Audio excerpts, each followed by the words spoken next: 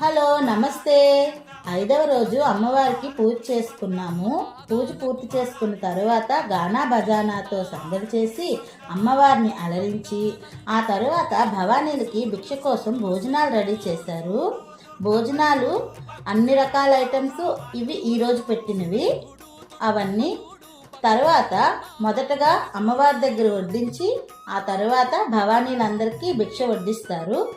భవానీలు మొత్తం భిక్ష పూజ చేసిన తర్వాత ఎవరైతే భోజనం పెట్టుకుంటారో వాళ్ళే ఆ ఆకులన్నీ తీసివేసి వాళ్ళ చేతుల్ని కూడా వాళ్ళే కడుగుతారు. భిక్ష పెట్టిన ఫలితం పూర్తిగా రావడం కోసం. ఆ తరువాత రాత్రి కైంకర్యం కోసం అందరూ కలిసి వండుకొని భవానీలకు వడ్డించి వాళ్ళు కూడా తిని శుభ్రం చేసి వెళ్ళిపోతారు.